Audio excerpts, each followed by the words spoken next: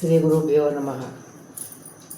ಕೃಷ್ಣಾಯ ವಾಸುದೇವಾಯ ಹರೆಯೇ ಪರಮಾತ್ಮನೆ ಪ್ರಣತಃ ಕ್ಲೇಶನಾಶಾಯ ಗೋವಿಂದಾಯ ನಮೋ ನಮಃ.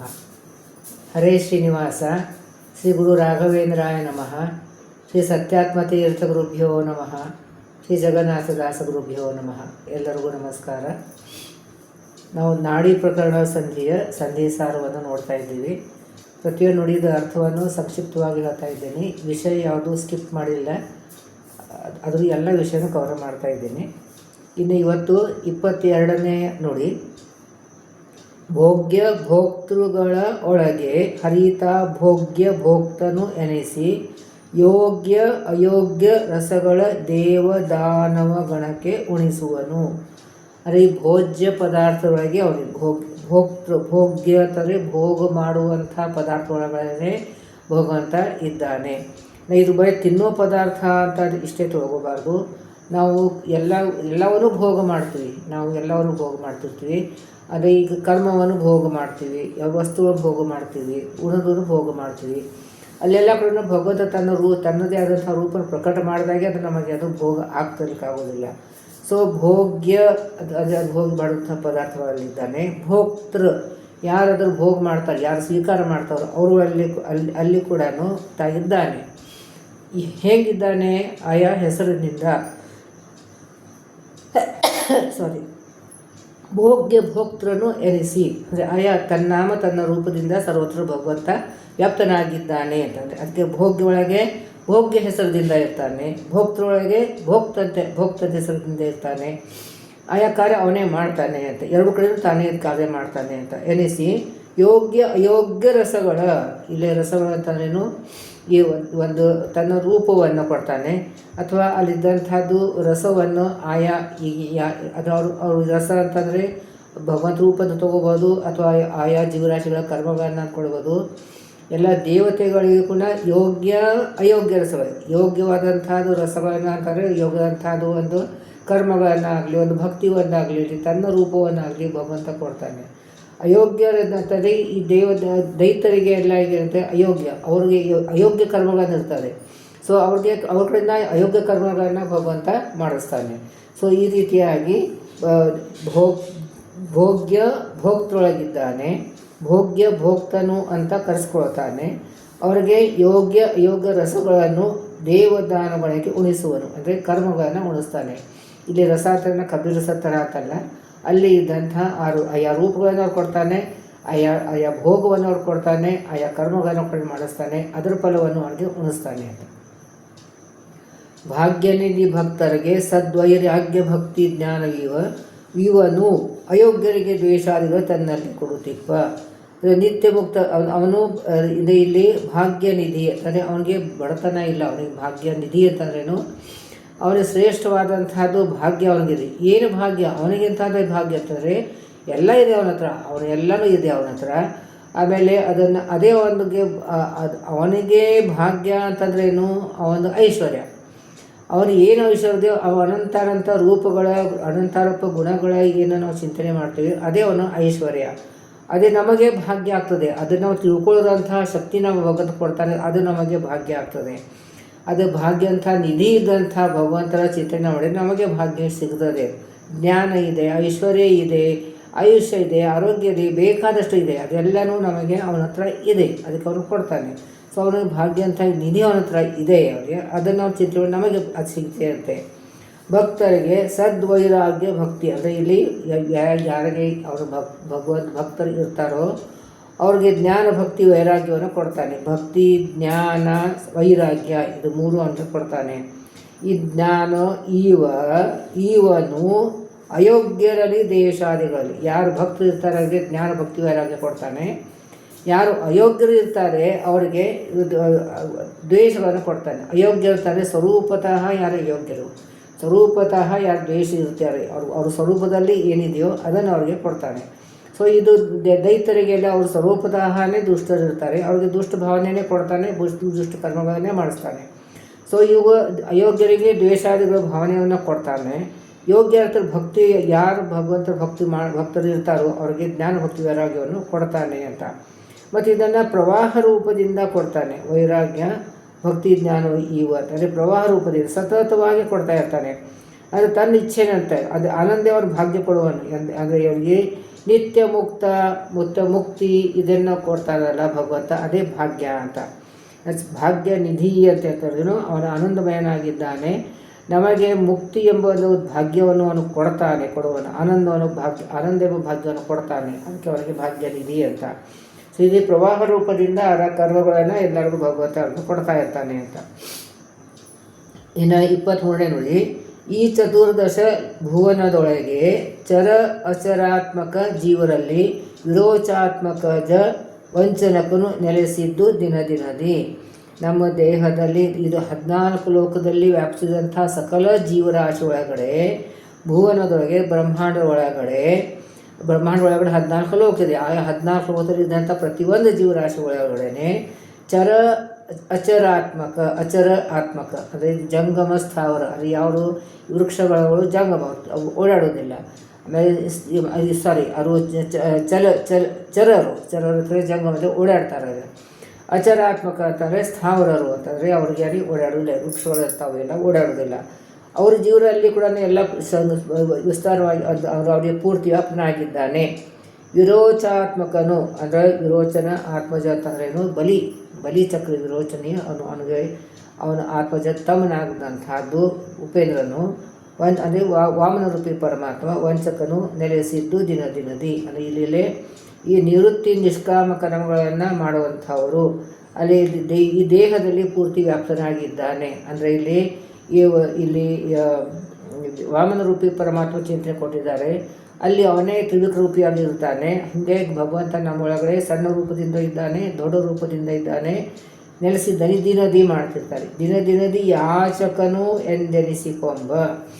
ಇಲ್ಲಿ ಯಾಚಕನು ಅಂತಂದರೆ ಬೇಡ್ತಾನೇನೋ ಅವನು, ನಮಗೇನು ಬೇಡ್ತಾನೇನೋ, ನಮಗೆ ಏನು ಬೇಡ್ತಾನೆ ಅವನು ನಮಗೇನು ಬೇಡೋದಿಲ್ಲ. ಅದೇ ಅವನು ಭಕ್ತಿಯನ್ನು ತಗೋತಾನೆ.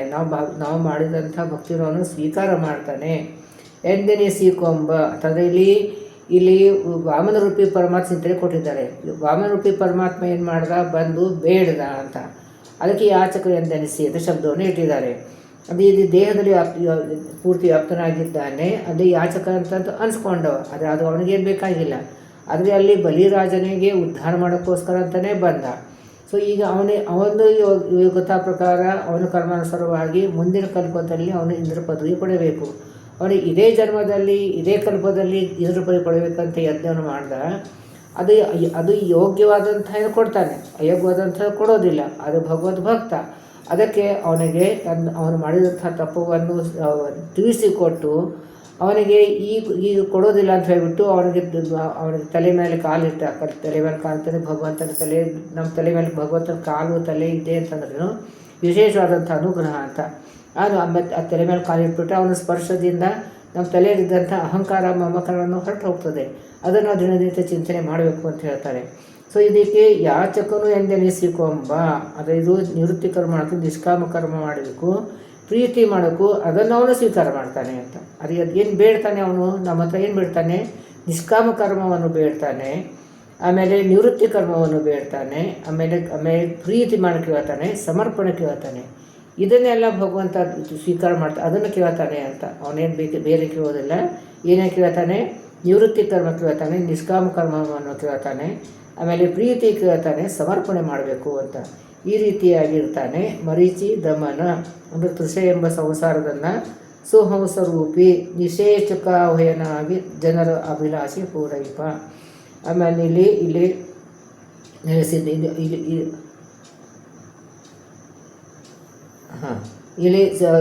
ಇಲ್ಲಿ ನಮ್ಮದು ತೃಷೆ ಎಂಬ ಸಂಸಾರ ಇದೆ. ಅದು ಸಂಸಾರವನ್ನು ದಮನ ಮಾಡ್ತಾನೆ. ಆಮೇಲೆ ಇಲ್ಲಿ ಜನರ ಅಭಿಲಾಷೆ ಪೂರೈಪ ಅಂದರೆ ಶುದ್ಧಿಯನ್ನು ಮಾಡ್ತಾನೆ. ನಮ್ಗೆ ಏನು ಅಭಿಲಾಷೆ ಇದೆ, ನಮ್ಮ ಒಳಗಡೆ ಲಿಂಗದೇಹ ಒಳಗೆ ಕೂತಿದೆ, ಅದನ್ನು ತೆಗೆದು ಹಾಕೋದಂಥದ್ದು ನಮ್ಮದು. ಅವನು ನಾಶ ತೆಗೆದು ಹಾಕ್ತಾನೆ, ಶುದ್ಧಿ ಮಾಡ್ತಾನೆ.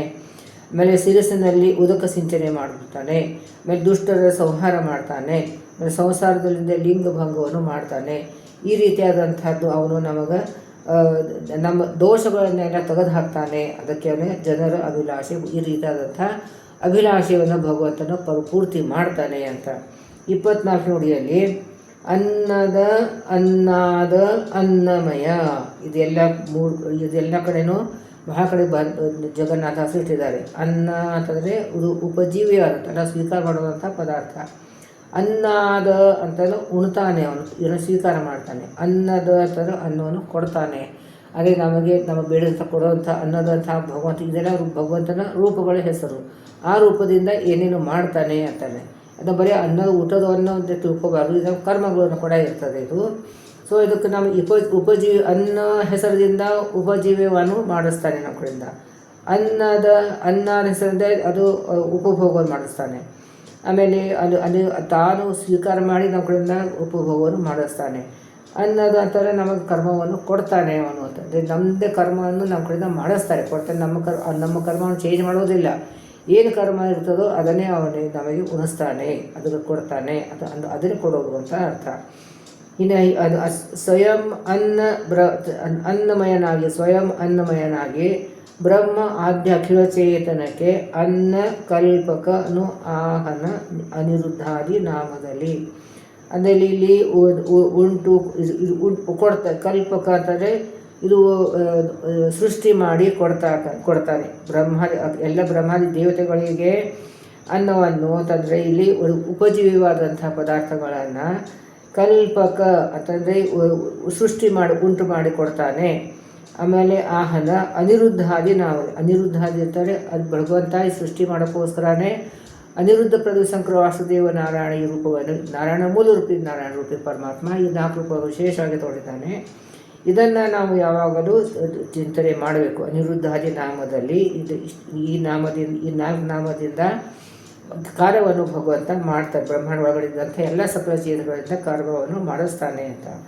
ಅನ್ನರನ್ನು ಅಪೇಕ್ಷಿಸದೆ ಗುಣಕಾರುಣ್ಯ ಸಾಗರ ಸೃಷ್ಟಿವನು ಹಿರಣ್ಯ ಗರ್ಭನೊಳಿದ್ದು ಪಾಲಿಸುವನು ಜಗತ್ರಯವ. ಅನ್ನರನ್ನು ಅಪೇಕ್ಷಿಸದೆ ಯಾವುದೂ ಅವನಿಗೆ ಅಪೇಕ್ಷೆ ಇಲ್ಲ, ಯಾರಿಗೂ ಏನೂ ಅವನು ಅಪೇಕ್ಷೆ ಮಾಡಲಾರ್ದೇನೆ ಗುಣಸಾಗರ ಕಾರುಣ್ಯ ಸಾಗರ, ಕಾರುಣ್ಯ ಎಂಬ ಸಾಗರ ಅಂತ ಇದ್ದಂಥ ಗುಣವನ್ನು ಭಗವಂತಂದು ಸೃಷ್ಟಿಸೋನು. ಅಂದರೆ ರಜೋಗುಣ ಪ್ರಚಾರವಾದ ಸೃಷ್ಟಿ ಅದರಿಂದ ಆಗ್ತದೆ. ರಜೋಗುಣದಿಂದ ಸೃಷ್ಟಿ, ಸತ್ವ ರಜದಿಂದ ಸೃಷ್ಟಿ ಇಲ್ಲ. ಈ ರಜೋಗುಣದಿಂದ ಎಲ್ಲ ಬ್ರಹ್ಮಾಂಡ ಸೃಷ್ಟಿ ಆಗ್ತದೆ. ಸೊ ಅಲ್ಲಿ ಸೃಷ್ಟಿಸೋನು ಅಲ್ಲಿ ಹಿರಣ್ಯ ಗರ್ಭದೊಳಗೂ ಅದರಲ್ಲಿ ಬ್ರಹ್ಮನಲ್ಲಿ ಇದ್ದು ಬ್ರಹ್ಮ ಹೆಸರದಿಂದ ಈ ಸೃಷ್ಟಿಯನ್ನು ಭಗವಂತ ಮಾಡಿಸ್ತಾನೆ. ಪಾಲಿಸುವನು ಅಲ್ಲಿ ಇದು ಪಾಲನೆ ಮಾಡಲಿಕ್ಕೆ ಸತ್ವಗುಣ ಪ್ರಚುರಬೇಕು. ಸೊ ಅದಕ್ಕೆ ಆ ಪಾಲನೆ ಕಾರ್ಯವನ್ನು ಭಗವಂತ ಸ್ವತಃ ತಾನೇ ಮಾಡ್ತಾನೆ. ಈ ಜಗತ್ರಯವ ಈ ಜಗತ್ತನ್ನು ಅದೇ ತ್ರಯ ಜಗತ್ತಂದರೆ 3 ಲೋಕ ಅಂತಂದ್ರೇನು, 14 ಲೋಕ, ಊರ್ಧ್ವಲೋಕ, ಅಧೋಲೋಕ ಮತ್ತು ಭೂಲೋಕ ಅಂತ. ಈ ರೀತಿಯಾಗಿ ಭಗವಂತ ಸೃಷ್ಟಿ ಜಗತ್ತು ಸಂರಕ್ಷಣೆ ಮಾಡ್ತಾನೆ. ಸೊ ಇಲ್ಲಿ ಹಿರಣ್ಯ ಗರ್ಭನೊಳಗೆ ಬ್ರಹ್ಮನೊಳಗಿದ್ಬಿಟ್ಟು ಸೃಷ್ಟಿ ಮಾಡ್ತಾನೆ. ಇಲ್ಲ ರುದ್ರದೇವರು ಕೊಟ್ಟಿಲ್ಲ, ಅದು ರುದ್ರದಲ್ಲಿ ಇಟ್ಕೊಂಡು ಸಂಹಾರವನ್ನು ಕಾರ್ಯ ಮಾಡ್ತಾನೆ, ಅಂದರೆ ಲಯ ಮಾಡ್ತಾನೆ. ಆಮೇಲೆ ಪಾಲನೆ ಮಾತ್ರ ತಾನೇ ಮಾಡ್ತಾನೆ. ಎಲ್ಲ 14 ಲೋಕ ಒಡೆಯನಾಗಿ ಅವನೇ ಇದ್ದಾನೆ. ಸೊ ಅವನೇ ಈ ಕರ್ಮಗಳನ್ನು ಕೊಡ್ತಾನೆ. ಅದು ಕರ್ಮಗಳಲ್ಲಿ ನಾವು ಮಾಡಿದ ಕರ್ಮದಲ್ಲಿ ಅವನು ಇದ್ದು ಅದನ್ನು ಭೋಗವನ್ನು ನಮಗೆ ಕೊಡ್ತಾನೆ. ಆಮೇಲೆ ಅದನ್ನು ಉಣಿಸ್ತಾನೆ. ಆಮೇಲೆ ಅದನ್ನು ಅದು ಒದಗಿಸ್ಕೊಡ್ತಾನೆ. ನಮ್ಮ ಕರ್ಮವನ್ನು ನಮ್ಗೆ ಒದಗಿಸ್ಕೊಟ್ಟು ಅದಕ್ಕೆ ಫಲವನ್ನು ನಮಗೆ ಕೊಡ್ತಾನೆ. ಸೊ ಇಲ್ಲ ಅನ್ನಂತ ನಾವು ಬರೀ ನಾವು ತಿನ್ನೋ ಪದಾರ್ಥ ತೊಗೋಬಾರ್ದು, ಅದ್ರ ಜೊತೆ ನಮ್ಮ ಕರ್ಮಗಳನ್ನು ಕೂಡ ಏನೇನೋ ನಾವು ಉಪಭೋಗ ಮಾಡ್ತೀವೋ ಅದೆಲ್ಲವನ್ನು ಅಂತ ನಾವು ತಿಳ್ಕೋಬೇಕು. ಇಲ್ಲಿ 24ನೇ ನುಡಿ ಮುಗೀತು. ಅದು ಸಂಕ್ಷಿಪ್ತವಾದಂಥ ಅರ್ಥದ್ದು ಕೂಡ ಯಾರಿಗೆ ಏನೂ ಹರಿಕಥಾಸ ಬಗ್ಗೆ ಏನೂ ಮಾಹಿತಿ ಇಲ್ಲ. ಅವ್ರಿಗೆ ಶುರುವಾತಿಗೆ ಒಂದು ಬೇಸಿಕ್ ನಾಲೆಜನ್ನು ಕೊಟ್ಟು ಇದು ಈ ಗ್ರೂಪ್ ಇರೋದನ್ನೇ ಬಿಗಿನರ್ಸ್ಗೋಸ್ಕರ ಇದೆ. ಸೊ ಅದಕ್ಕೆ ನಾನು ಈ ಒಂದು ಅರ್ಥದ ನುಡಿದ ಅರ್ಥವನ್ನು ಆಗಿರಬೇಕು. ಅದು ಭಾಳ ವಿಸ್ತಾರ ಹೇಳಿದರೆ ಅದು ತಿಳಿಯೋಂಗಿಲ್ಲ, ಕಷ್ಟ ಆಗ್ತದೆ. ಆಮೇಲೆ ನೆನಪಿಡಬೇಕು ಅಷ್ಟೇ ಸಾಧ್ಯ ಆಗೋದಿಲ್ಲ. ಮುಖ್ಯವಾಗಿ ಪಾರಾಯಣ ಮಾಡುವಾಗ ಎಷ್ಟು ಅನುಸಂಧಾನ ಬರಬೇಕು ಅಷ್ಟು ನಾನು ಹೇಳ್ಕೊಂಡು ಹೋಗ್ತಾ ಇದ್ದೀನಿ. ಎಲ್ಲರೂ ಚೆನ್ನಾಗಿ ಅಧ್ಯಯನ ಮಾಡಿ ತುಂಬ ಜನಕ್ಕೆ ಅದನ್ನು ಪ್ರಸಾರ ಮಾಡಿ ಎಲ್ಲರ ಮನೆಯಲ್ಲಿ ಇದು ಹರಿಕಥಾ ಪ್ರಸಾರ ನಡೆಯಲಿ ಅಂತ ಪ್ರಾರ್ಥನೆ ಮಾಡ್ತಾ ಇದ್ದೀನಿ.